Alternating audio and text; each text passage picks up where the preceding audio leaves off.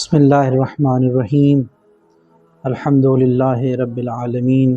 والصلاة والسلام علی اہلہا اما بعد فقد قال اللہ تعالی فی کتابہ المبین وفرقانہ المتین بسم اللہ الرحمن الرحیم وَلَئِن قُتِلْتُمْ فِي سَبِيلِ اللَّهِ أَوْ مُتُّمْ لَمَغْفِرَةٌ مِّنَ اللَّهِ وَرَحْمَةٌ خَيْرٌ مِّمَّا يَجْمَعُونَ صدق اللہ مولانا العظیم۔ ناظرین معظم، عزاداران سالار شہیدان، دنیا بھر سے جہاں بھی آپ اس ماہ محرم الحرام میں امام مظلوم کو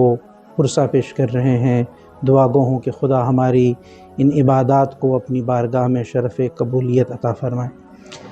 آج کا موضوع بر صغیر میں تہذیب عزاداری ہے۔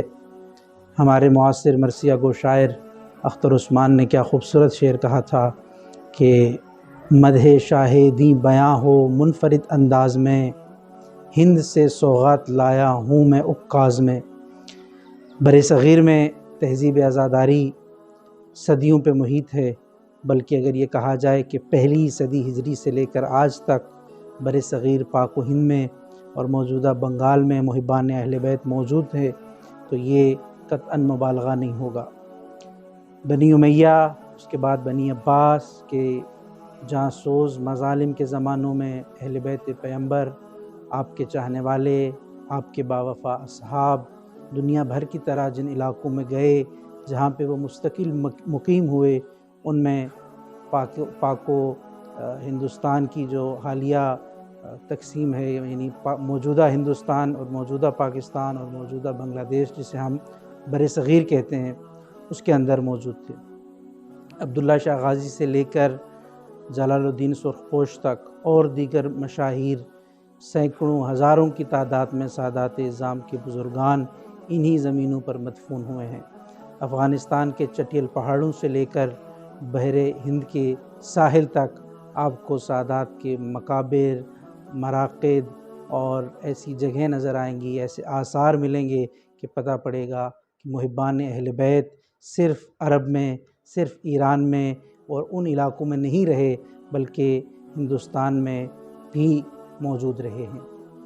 کن کن بزرگان کا ذکر کیا جائے، کیسے کیسے محبان اس زمین پہ آئے ہیں، ایسے لوگ جنہوں نے یہ کہا ہے شاہ است حسین، بادشاہ است حسین، ان کا تعلق اسی زمین سے تھا۔ پھر اگر تہذیب عزاداری کی بات کی جائے تو موجودہ ہمارے یہاں جو مروجہ عزاداری ہے، اس کی شاخیں جن دو بنیادی تہذیبوں میں ملتی ہیں، وہ ایک تہذیب لکھنؤ ہے اور دوسری ہمارے سرائیکی وسیب کی تہذیب ہے، جس کے اثرات آپ موجودہ پاکستان میں بڑی تعداد میں دیکھتے ہیں۔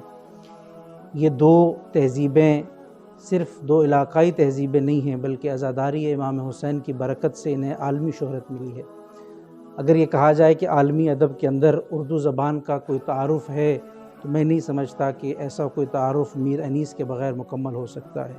اور میر انیس کا شہرہ، ان کی جو صنف سخن تھی وہ مرثیہ تھا۔ امام حسین علیہ السلام پہ لکھے ہوئے ان کے سینکڑوں مرثیے تھے، ان کے ہزاروں اشعار تھے جنہوں نے انہیں اس وسیلے سے آج بھی زندہ رکھا ہوا ہے۔ اسی طرح اگر آپ ہمارا جو سرائیکی وسیب ہے اس کے اندر دیکھیں تو واقعہ کربلا کو جس گداز سے اس زبان کے اندر پیش کیا گیا ہے،